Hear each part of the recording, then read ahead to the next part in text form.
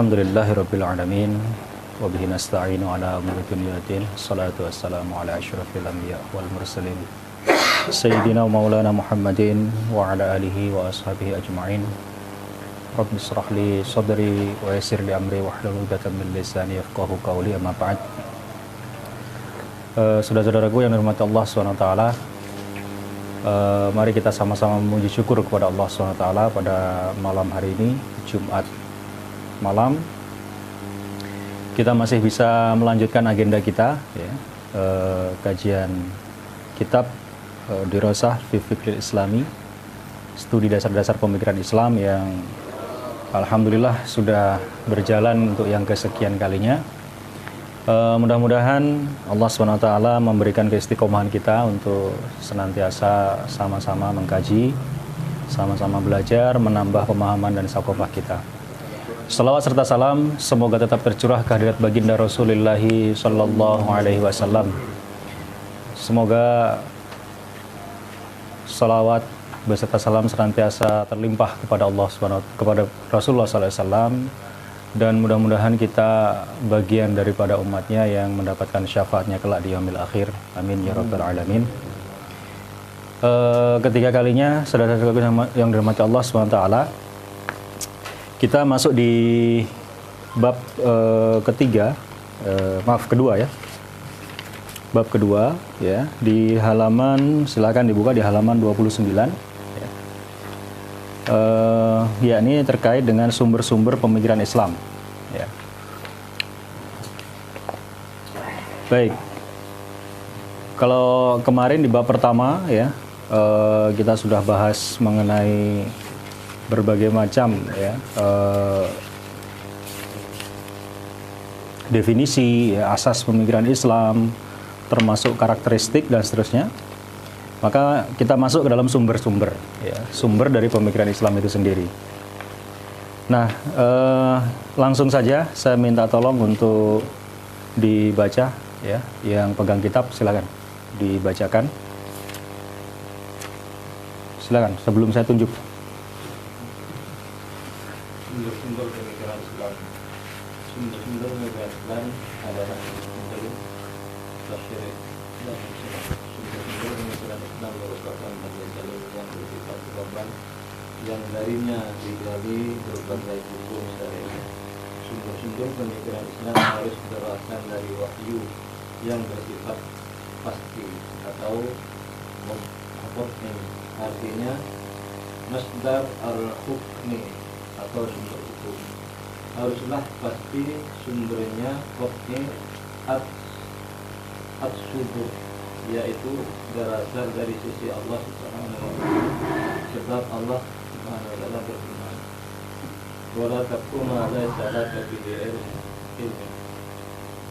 Janganlah kamu mengikuti apa yang kamu tidak mempunyai pengetahuan tentangnya. Wa ma yattabi'u aktsaruhum illa dhanna idzanna la yughni minal haqqi syai'an. Yang artinya kebanyakan mereka tidak mengikuti kecuali persangkaan saja. Sesungguhnya persangkaan itu tidak sedikit pun berguna untuk mencapai kebenaran.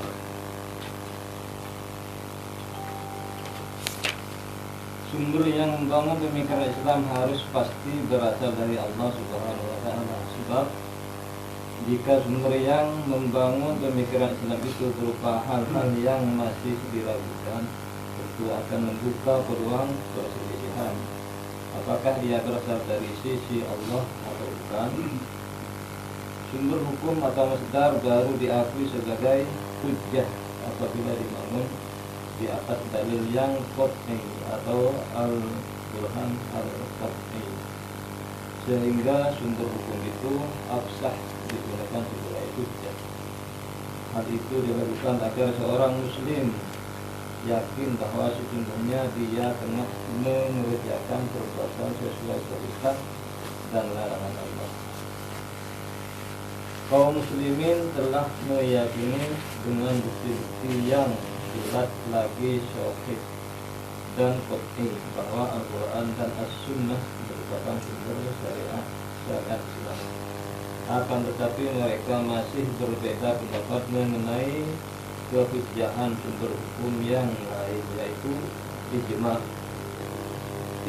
sahabat, qiyas, istisna, mas mas masalihul marsalah. Syariat sebelum kita adalah syariat bagi kita, syar'u man qabalana, syar'ul lana, mazhab sahabat dan sebagainya. Baik, sampai situ. Baik, bismillahirrahmanirrahim. Alhamdulillah rahmatullah. Jadi yang selanjutnya yakni sumber-sumber pemikiran Islam, ya.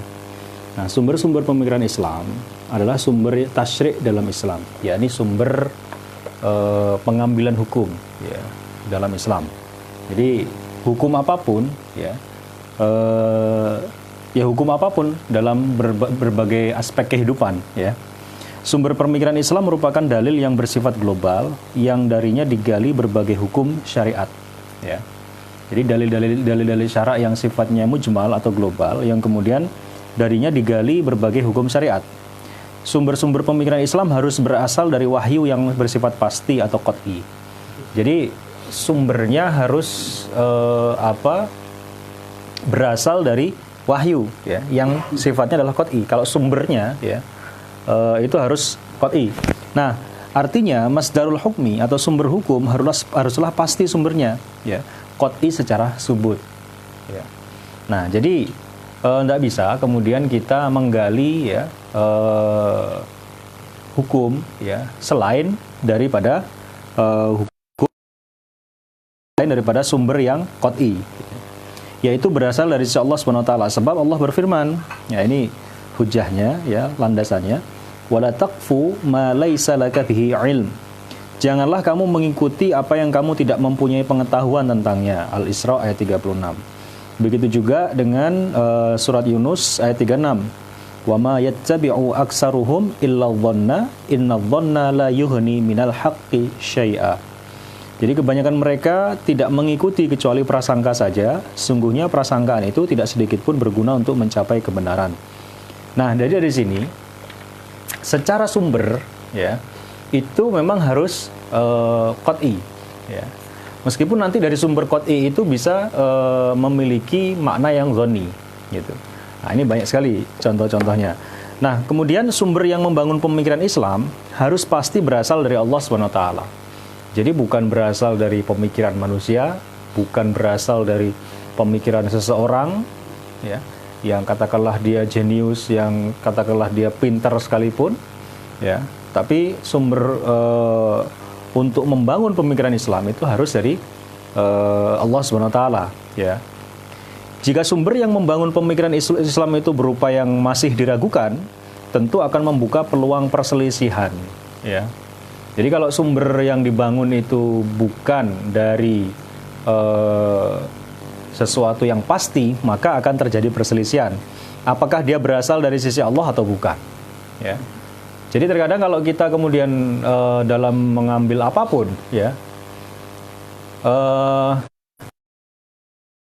ada yang mengatakan di Jepang itu sudah mempraktekkan, sudah Islami katanya gitu. Apa contohnya? Misalnya etos kerja yang on time, misalnya kerjanya itu jam 8, masuk jam 8, pulang jam 5 misalnya, on time seperti itu, ya. Nah, kemudian mereka juga ya. Nah, ini nanti pembahasannya panjang sekali, nggak mungkin kita bahas pada malam hari ini, ya. Jadi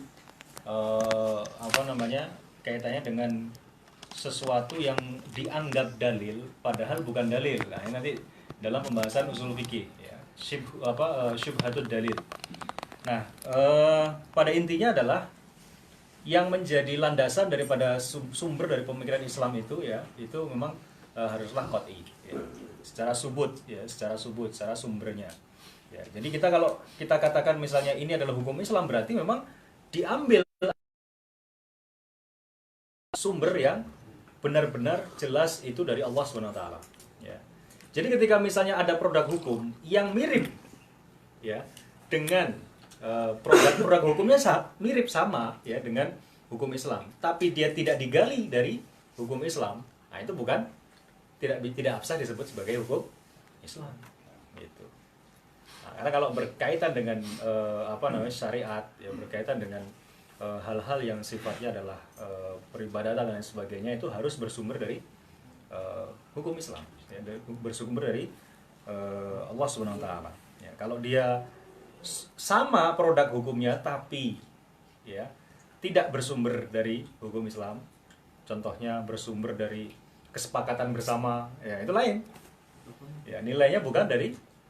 Nah, makanya dalam Islam itu nanti ketika Quran, Sunnah itu kemudian bagi orang awam seperti kita ini nggak bisa difahami, maka tugas seorang ulama, seorang mujtahid untuk menggali hukum tersebut ya, untuk menggali hukum tersebut sehingga kemudian bisa diaplikasikan dalam kehidupan masyarakat. Nah baik, kita lanjutkan. Yang pertama ya, sumber hukum Islam yang pertama yakni Al-Quranul Karim ya, Al-Quran yang mulia. Definisi Al-Quran ya, Al-Quranul Karim di sini dituliskan Al-Quranul Karim adalah kalamul mu'jiz ya, ini kalam itu adalah perkataan, al-mu'jiz itu yang melemahkan ya, ajaza.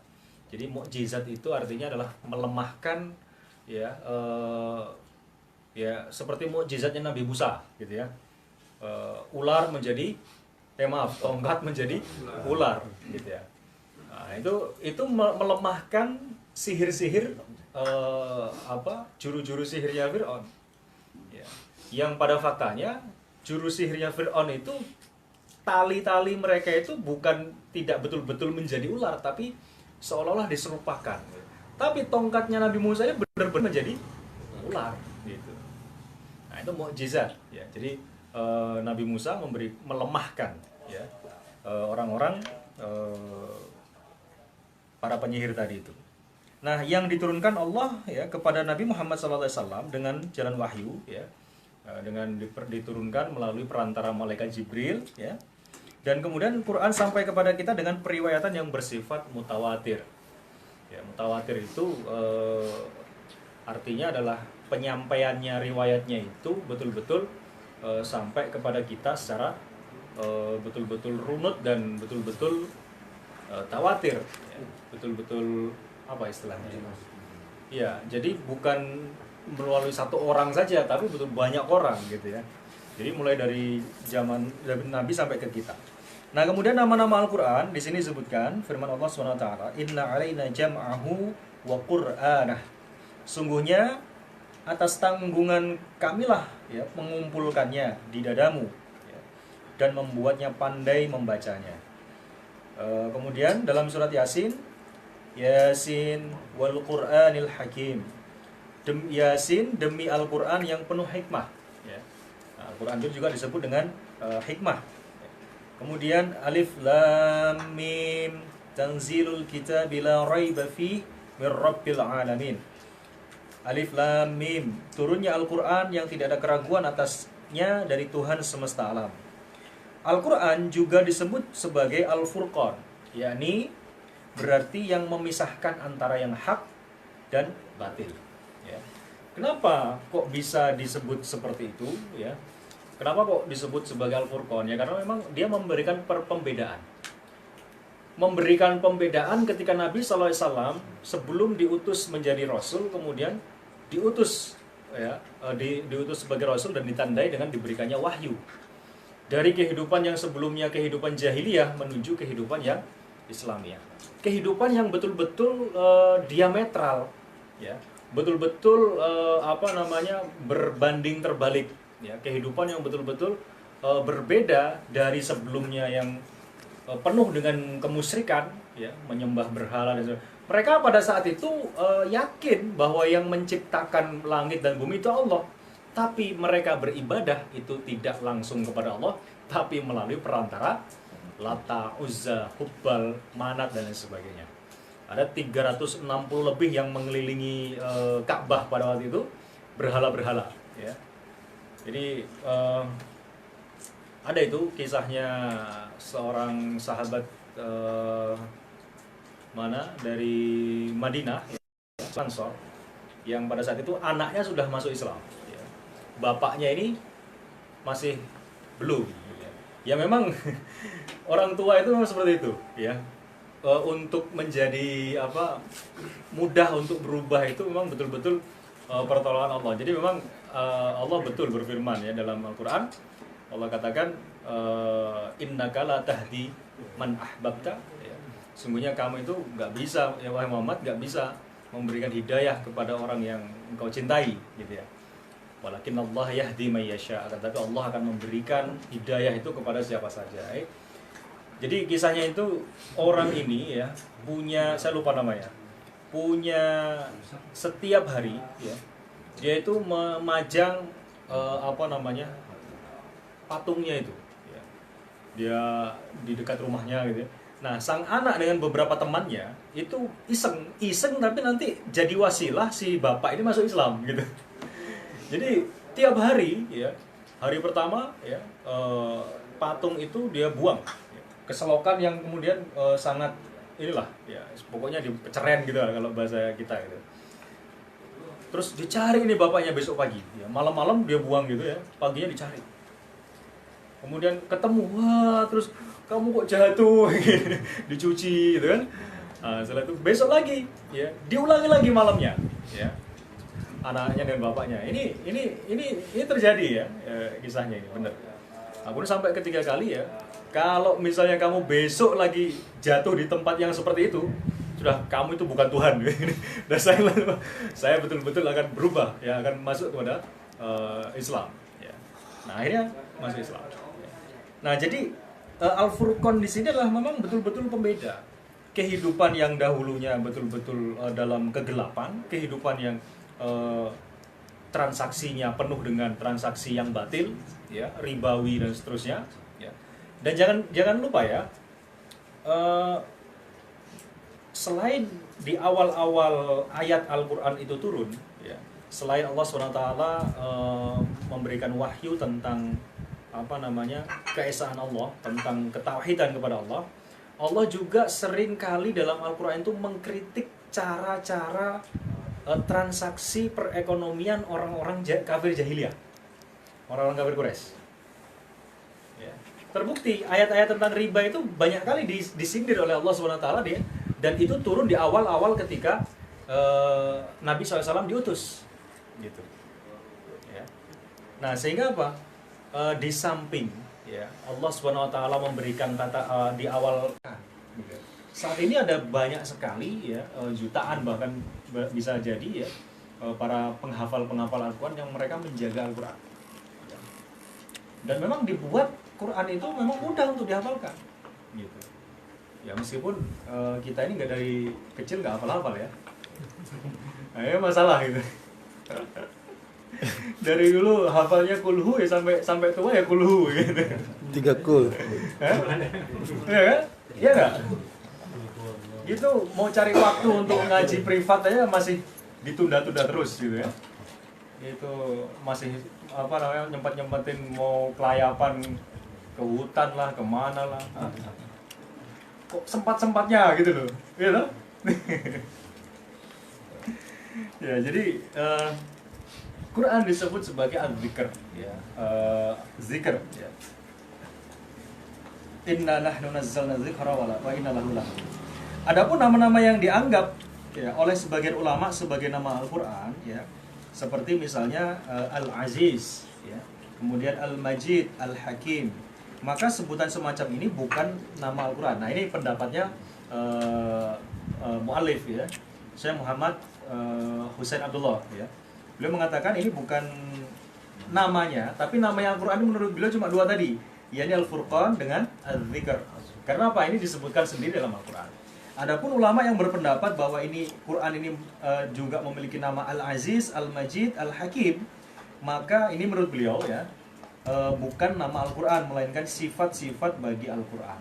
Ya, jadi sifatnya Al-Quran itu Al-Aziz, ya, Al-Majid, ya, Al-Hakim.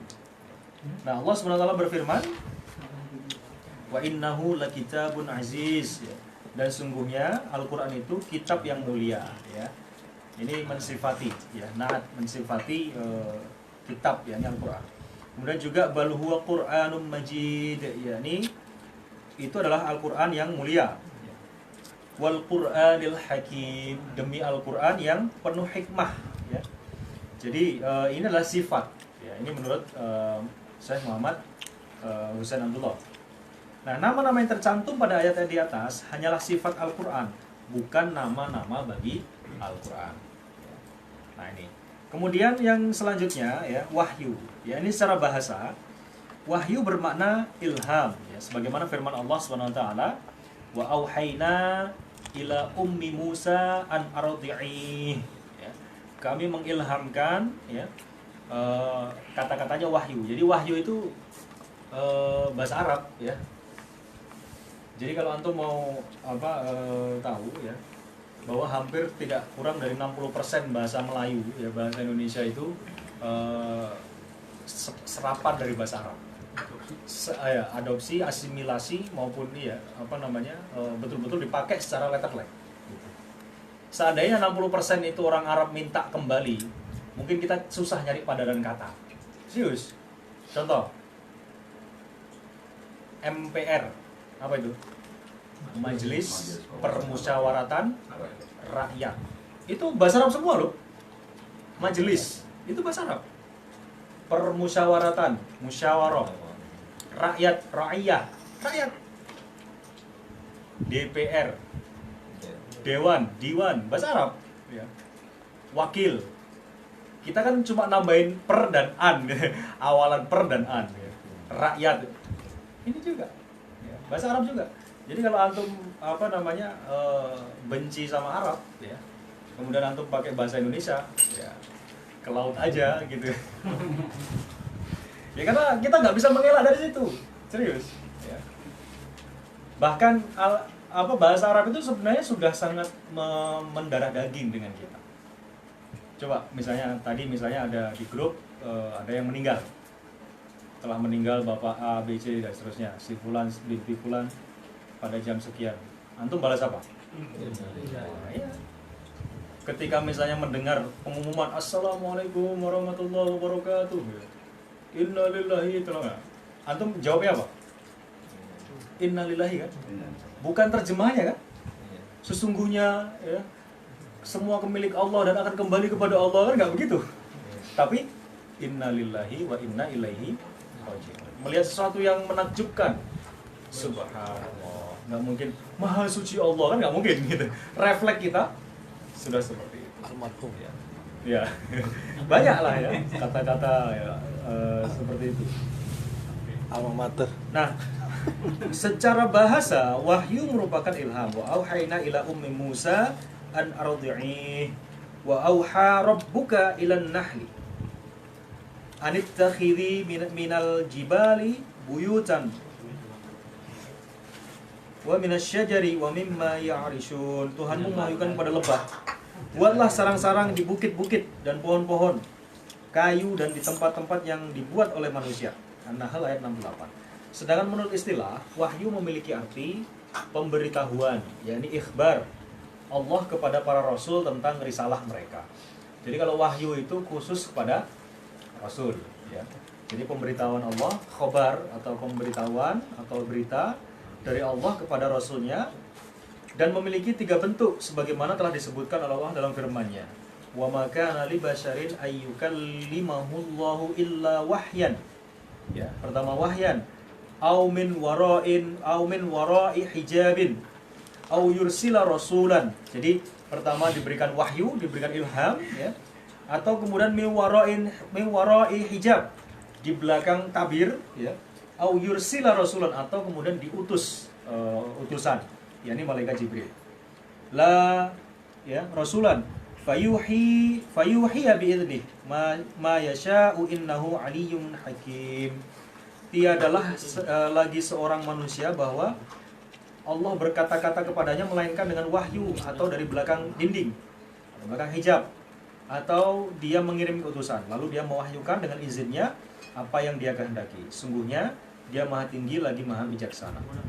Bentuk-bentuk ikhbar atau informasi Allah kepada para rasul adalah sebagai berikut. Yang pertama, penghadiran sebuah makna pada diri Rasul tanpa seorang perantara.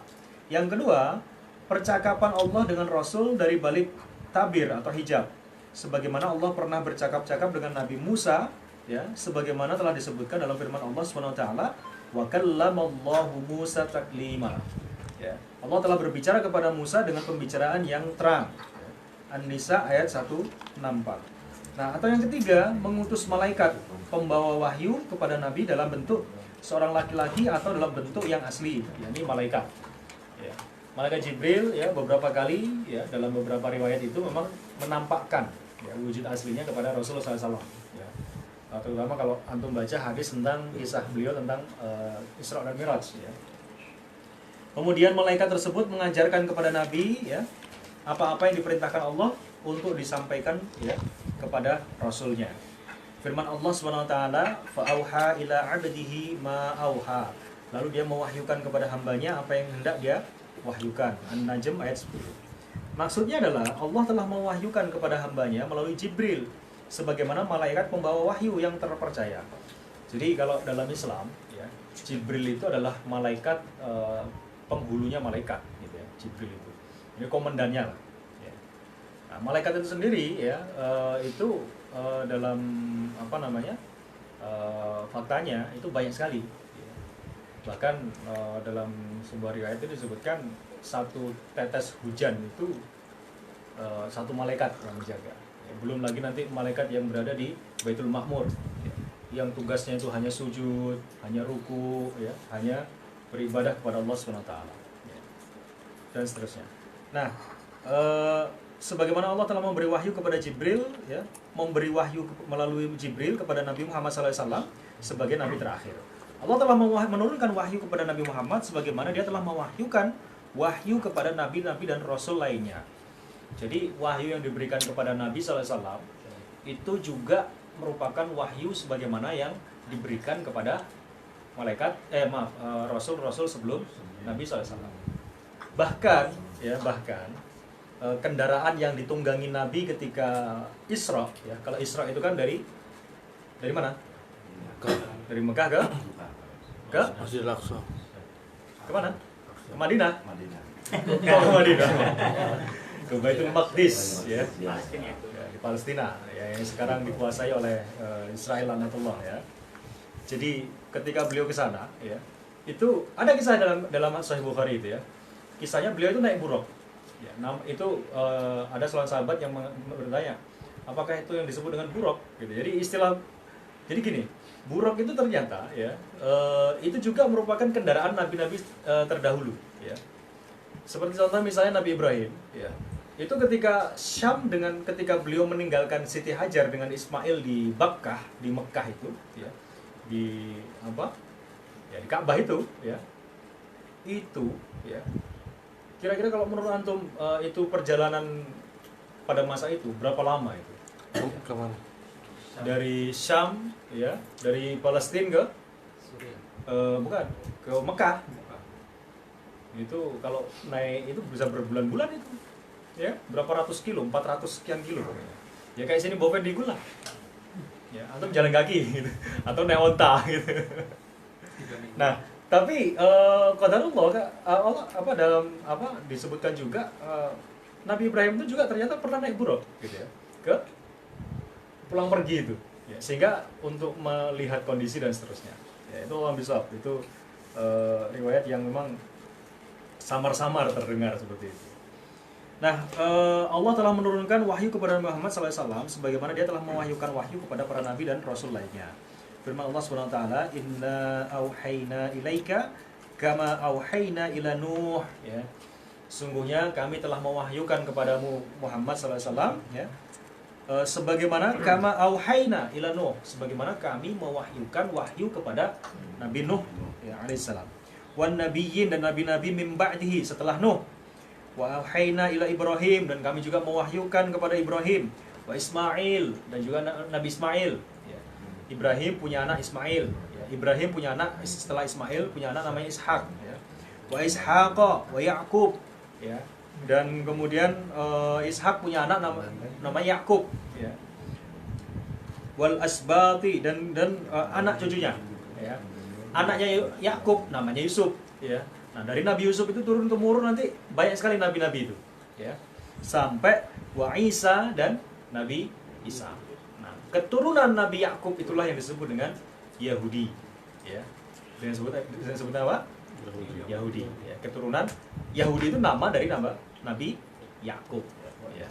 Jadi kalau yang sekarang itu Zionis gitu sebenarnya seperti itu. Cuman sudah terlanjur istilah itu digunakan ya orang-orang Yahudi gitu aja gitu ya. Ya sebenarnya ada yang protes juga itu. Ini namanya Nabi Yakub sebenarnya Yahudi itu gitu ya. Karena keturunannya Yahudi gitu. Jadi nabi-nabi itu selain 4 nabi ya, Nabi Soleh, Nabi Muhammad, Nabi siapa saya lupa yang selanjutnya itu keturunannya Nabi Yakub semua gitu. Ini barokah doanya Nabi Ibrahim ya, dalam Al-Quran disebutkan. Nah, itu semua para nabi. Dan Nabi SAW, Rasulullah SAW itu mendapatkan wahyu persis sebagaimana nabi-nabi terdahulu mendapatkan wahyu ya, Nabi Musa mendapatkan wahyu seperti itu. Nah, kemudian ya, ini tadi dalam surat An-Nisa ayat 163. Kemudian permulaan turunnya wahyu kepada Rasul dan rentang masa turunnya. Saya minta tolong untuk dibacakan. Siapa? Sebelah kanan. Monggo.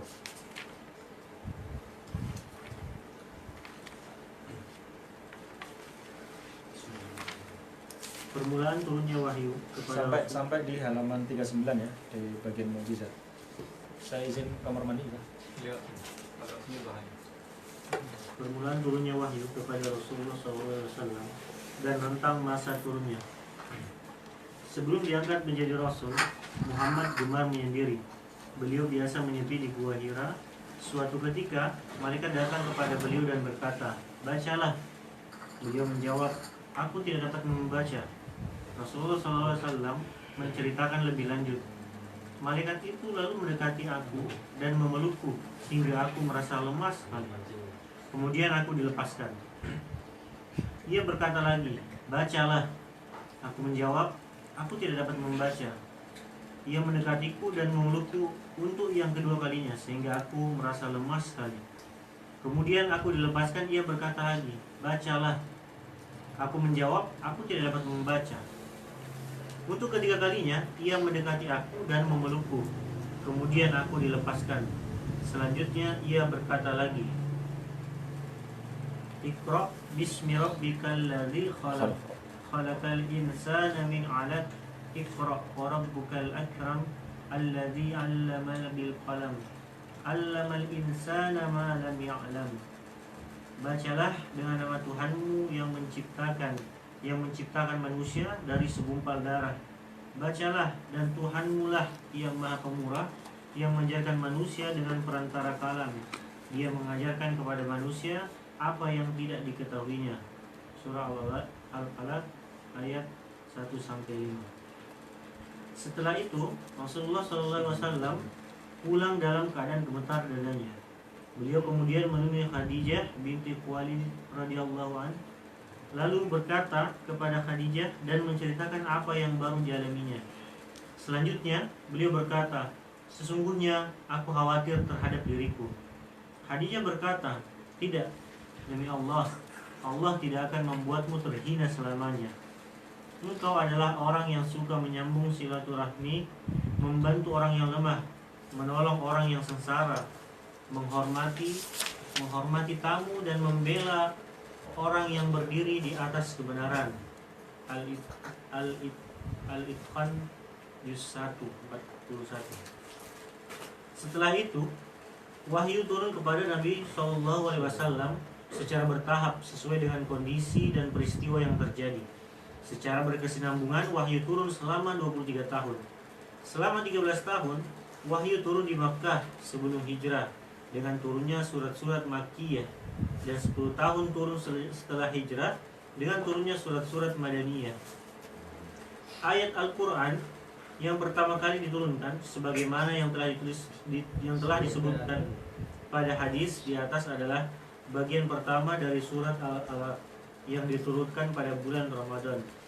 Firman Allah Subhanahu wa taala, "Syahrul Ramadan alladzi unzila fihi al-Qur'an Dalam bulan Ramadan itu diturunkan Al-Quran. Surah Al-Baqarah ayat 185. Adapun ayat Al-Quran yang turun paling akhir adalah ayat yang berbunyi wattaqu yawman turja'una fihi ilallahi thumma tuwaffi kullu nafsin ma kasabat wa hum la yuzlamun. Takutlah kalian pada suatu hari yang mana kalian akan kembalikan pada hari itu kepada Allah. Kemudian akan disempurnakan ganjaran tiap-tiap orang menurut apa yang dia kerjakan, sedangkan mereka tidak teraniaya. Surah Al-Baqarah ayat 281. Keseluruhan surat dalam Al-Quran berjumlah 114 surat. Mengenai hikmah diturunkannya Al-Quran secara bertahap dapat dijelaskan seperti berikut, bahwa hikmah merupakan bagian dari hukum syariat yang wajib bersifat syar'i. Allah Subhanahu wa taala telah menjelaskan hikmah diturunkannya Al-Qur'an secara bertahap. Ini dalam 2 buah ayat. Pertama adalah firman Allah Subhanahu wa taala yang berbunyi wa qala alladziina kafaru laula nuzzala 'alaihi al-Qur'anu jumlatan wahidatan kadzalika linusabbata bihi fuudaka warattalnahu tartila. Orang-orang kafir berkata, kenapa Al-Quran tidak turun kepadanya Muhammad sekaligus? Demikianlah supaya kami meneguhkan hatimu dengan Al-Quran dan kami membacakannya berangsur-angsur. Surah Al-Furqan ayat 32. Pada saat sampai itu, sampai situ. Baik, selanjutnya ya. Jadi tadi terkait dengan wahyu, maka kita bahas tentang permulaan turunnya wahyu kepada Rasul dan rentang masa turunnya. Jadi Al-Quran yang tadi kita sebut sebagai Al-Furqan itu ya, ternyata memang turunnya itu enggak sekaligus berupa buku gitu ya. Enggak. Akan tapi berangsur-angsur ya. Turunnya itu terkadang ada asbabul nuzul, ada sebab-sebab yang menyebabkan dia turun, ada yang tanpa asbabun nuzul sama sekali gitu. Nah, sebelum diangkat sebagai Rasul SAW sering menyendiri ya. Ini Allah misal. Ini juga merupakan hikmah kenapa baginda Nabi SAW ini sering menyendiri ya. Uzlah ya. Beliau biasa menyepi di Gua Hira. Suatu ketika malaikat datang kepada beliau dan berkata, "Iqra, bacalah." Kemudian beliau menjawab, "Ma ana biqari." Aku nggak bisa baca gitu. Rasul menceritakan lebih lanjut. Malaikat itu lalu mendekati aku dan memelukku hingga aku merasa lemah sekali. Ya lemah melihat wujud malaikat ya, yang sebelumnya dia ini ya nggak tahu gitu ya. Kemudian aku dilepaskan. Ya berkata lagi, "Bacalah." Aku menjawab, "Aku nggak bisa membaca." Ia mendekatiku dan memelukku untuk kedua kalinya sehingga aku merasa lemah sekali. Kemudian aku dilepaskan, ia berkata lagi, "Bacalah." Aku menjawab, "Aku tidak dapat membaca." Untuk yang ketiga kalinya ia mendekati aku dan memelukku, kemudian aku dilepaskan. Selanjutnya ia berkata lagi, "Iqra bismi rabbikal ladzi khalaq, khalaqal insana min 'alaq, Iqra wa rabbukal akram alladzi 'allama bil qalam, 'allamal insana ma lam ya'lam." Nah, setelah itu Rasul pulang dalam keadaan gemetar. Ya, dadanya gemetar, ya, cemas, takut, tapi juga berharap gitu ya. Beliau kemudian menemui Khadijah binti Khuwailid radhiyallahu anha. Ya. Ini sosok Khadijatul Kubro ini sosok wanita yang luar biasa. Antum bayangkan ya, selama masa pernikahan beliau berapa tahun? Menikah dengan Nabi beliau membersamai Nabi berapa tahun? Ini harus tahu antum gimana. Ya, selama itu Rasul nggak pernah menduakan beliau. Ya. Bahkan ketika beliau sudah kemudian menikah dengan wanita yang lain pun, Aisyah ini masih cemburu. Bagaimana Rasulullah SAW itu selalu mengingat nama atau menyebut namanya Khadijah di depan istri-istrinya. Coba ya kan? Betapa kecintaan itu kok bisa seperti itu. Makanya ada orang yang membuat anekdot tuh gini. Kalau perempuan itu ya ingin tidak dimadu katanya begitu, Ya coba berusahalah menjadi Khadijah. Kenapa jadi Khadijah? Khadijah itu 25 tahun selama menikah dengan Nabi, nggak pernah meninggikan suara di depan suaminya. Ya, kan? Itu Khadijah. Ya, nggak pernah meninggikan suara di depan suaminya. Gitu. Ya wajar. Ya itu salah satunya. Ya salah satu. Nah, di samping itu beliau sangat kaya raya, ya, nasabnya sangat mulia. Kemudian dari beliau juga lah kemudian lahir anak-anak baginda Nabi. Ya. Di samping ada satu istri yang lain, ya. Seperti Fatimah Zahra itu berasal dari rahimnya beliau. Terus kemudian beliau adalah orang yang pertama beriman, ya, di kalangan wanita. Ketika orang-orang ingkar kepada Nabi, beliau yang menguatkan, ya. Ketika berdakwah, beliau yang membiayai semua, gitu ya. Nasabnya mulia, hartanya banyak dan seterusnya digunakan untuk membackup dakwahnya Nabi SAW. Luar biasa. Ya. Nah, pada tahun ketika Nabi SAW kehilangan Khadijah, ya, di tahun yang sama, ya, kemudian pamannya juga meninggal. Di tahun itulah yang disebut dengan dalam kitab ini disebutkan Khulasatul Yakin, bahwa di situ Amul Husni, ya, tahun-tahun kesedihan. Ya. Bagaimana nggak sedih? Ya, orang yang selama ini membela, mempertahankan, ya, memberikan dukungan, support dan seterusnya, ya, itu kemudian dipanggil oleh Allah SWT. Jadi luar biasa, ya. Ini Khadijah radhiyallahu anha, bintu Khadijah radhiyallahu anha. Dan kemudian lalu berkata kepada Khadijah dan menceritakan apa yang baru dialami beliau. Ya. Nabi SAW cerita kepada istrinya, ya, apa yang baru saja dialami. Nah, selanjutnya beliau berkata, sungguhnya aku khawatir terhadap diriku. Ya. Kemudian Khadijah berkata, tidak, demi Allah. Nah ini, Nabi dalam kondisi, ya dalam tanda kutip, kalau orang sekarang itu mungkin galau gitu ya, dalam kondisi khawatir, ya. Kemudian Khadijah berkata, tidak, demi Allah, Allah tidak akan membuatmu terhina selamanya. Ini pembelaan Khadijah yang luar biasa, ya. Kemudian engkau adalah orang yang, nah ini, perkataan Khadijah itu persis seperti perkataan, ya, yang mensifati sifat Abu Bakar As-Siddiq. Yang mensifati siapa? Abu Bakar As-Siddiq. Ya. Ketika kapan? Ketika Abu Bakar As-Siddiq itu beliau hendak, jadi gini, Abu Bakar As-Siddiq itu, Pak, ya, beliau itu sudah pernah berangkat untuk hijrah ke Habasyah. Ya. Hijrah ke mana? Ke Habasyah. Mana itu Habasyah? Habasyah kok Syam ngawur aja. Afrika. Kalau Syam itu di utara gitu ya. Kalau Habasyah itu di bawah ya, Syam, di Yaman bawah ya. Nyebrangnya lewat Yaman. Nah, Abu Bakar itu sudah perjalanan sekitar 5 hari, ya, dari Mekah. Ya, pada saat itu beliau ketemu dengan seorang musyrik, masih musyrik ini, yang kemudian bertemu dengan Abu Bakar. Dia berkata, kata-katanya, sifat yang dikatakan oleh Abu Bakar, orang musyrik tadi, itu persis seperti kata-kata yang diucapkan oleh Khadijah. Lah kok bisa? Gitu. Apa yang dikatakan oleh Khadijah? Tidak, demi Allah, selamanya engkau tidak akan membuatmu terhina selamanya. Engkau adalah orang yang suka menyambung silaturahmi. Pertama. Kedua, membantu orang yang lemah. Ketiga, menolong orang yang sengsara. Keempat, menghormati tamu. Ya. Kemudian yang kelima, membela orang yang berdiri di atas kebenaran. Jadi 5 sifat ini ternyata ada pada diri Abu Bakar dan juga terdapat pada diri Khadijah. Ya. Ada pada Rasulullah SAW. Ya. Jadi kenapa kok? Jadi begini, teman-teman sekalian. Kenapa kok sifat ini persis? Gitu ya.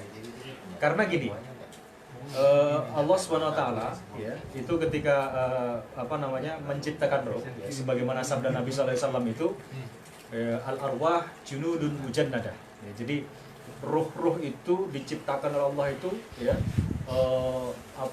dia berbaris-baris. Jadi junudun mujannada memang betul-betul sama gitu ya. Jadi ketika dia kemudian roh itu kemudian ditiupkan dan masuk ke dalam raga seorang, itu biasanya mereka mencari orang-orang yang memiliki kesamaan.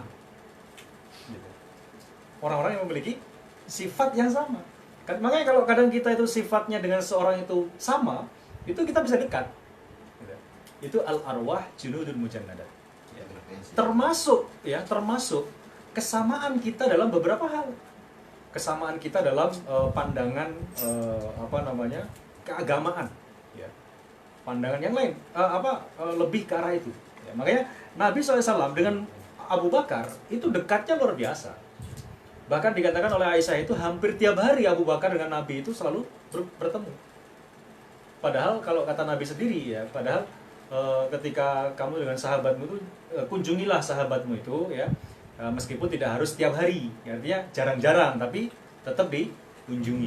Ya. Tapi ini Nabi ya, dengan Abu Bakar tiap hari, karena beliau memiliki kepentingan ya, dakwah. Gitu.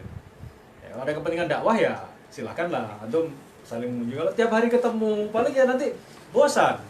Paling yang dia obrolin kalau bapak-bapak apa?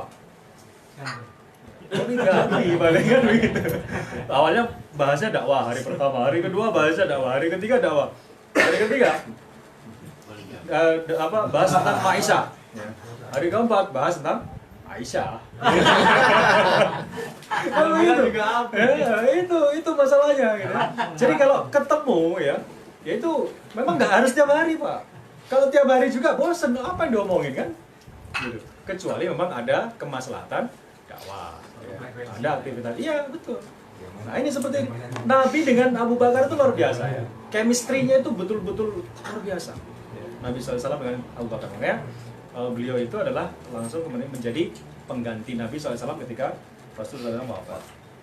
Nah ini Khadijah berkata kepada Nabi, engkau tidak mungkin terhina selamanya, ya karena engkau yang pertama suka menyambung silaturahmi, membantu orang lemah, menolong orang yang sengsara, menghormati tamu, ya dan kemudian membela orang yang berdiri di atas kebenaran. Ya. Maka tadi kisahnya Abu Bakar itu dikatakan disebut oleh Ibnu Daghonah namanya. Ibnu Daghonah ini salah seorang orang musyrik yang punya kedudukan di kota Mekah. Ini Abu Bakar, beliau ini sedang mau berangkat hijrah ke Habasyah. 5 hari perjalanan dari Mekah ke arah Yaman. Itu udah jauh lah ya, 5 hari itu udah jauh. Kemudian udah nggak usah ikut saya, nanti saya yang menjamin kamu di sana. Nah itu ada kisahnya. Kita mencari sendiri. Maka disebutkan oleh Ibnu Daghonah itu bahwa kamu persis seperti perkataan Khadijah ini. Ya. Nah, itulah yang kemudian menjadi bukti bahwa ucapan Nabi SAW itu benar. Ya. Al-arwah junudun mujannada. Bahwa roh-roh itu ya kita nggak tahu. Mungkin roh saya dulu mungkin ngumpul sama antum nggak tahu gitu ya. Sehingga kemudian kita bisa satu chemistry gitu ya, memiliki satu kedekatan ya secara emosional ya, kita nggak tahu. Ya. Nah setelah itu wahyu turun kepada Nabi secara bertahap ya. Setelah wahyu turun pertama kali ya itu jeda ya, para ulama berbeda pendapat, ada yang mengatakan 40 hari, ada yang mengatakan 7 hari dan seterusnya. Kemudian baru turun lagi. Nah, sesuai dengan kondisi dan peristiwa yang terjadi secara berkesinambungan, wahyu turun selama 23 tahun. Ya, 13 tahun wahyu turun di Mekah sebelum hijrah dengan turunnya surat Makkiyah, dan 10 tahun turun setelah hijrah dengan nama turunnya surat-surat Madaniyah. Jadi, ya, Al-Quran yang turun di Mekah itu namanya apa? Makkiyah. Surat apa? Kalau di Madinah namanya? Madaniyah. Namanya? Madaniyah. Berapa tahun? 10 tahun. Di Makkiyah berapa? 13. 13 tahun. Totalnya berapa? 23 tahun. Ya, harus tahu. Nah, selanjutnya ayat Al-Quran yang pertama kali turunkan ya, sebagaimana disebutkan dalam hadis adalah bagian pertama dari surat Al-Alaq. Ya. Nah, kemudian ayat yang terakhir ini menurut beliau ini ya, ini memang ada perbedaan pendapat. Ada yang mengatakan Al-Maidah ayat 3, Al-Yauma akmaltu lakum itu ya. Ada juga ini menurut beliau ini, wattaqu yawman turja'una fihi ila Allah thumma tuwaffa kullu nafsin ma kasabat wa hum la yudhlamun. Ya, Al-Baqarah 281. Ya, Ini sebelumnya ayat-ayat tentang riba. Dan hendaklah kalian takut pada suatu hari di mana kalian akan dikembalikan pada hari itu ya kepada Allah ya. Kemudian akan disempurnakan ganjaran tiap-tiap orang menurut apa yang dia kerjakan, sedang mereka tidak teraniaya. Ini setelah ayat riba ya. Setelah ini baru kemudian ayat yang paling panjang itu tentang hutang ya. Ya ayyuhalladzina amanu idza tadayantum bidainin ila ajalin musamma faktubu. Kemudian keseluruhan ayat dalam Al-Qur'an berjumlah 114 surat. Ada yang juga yang bertanya, surat nama-nama surat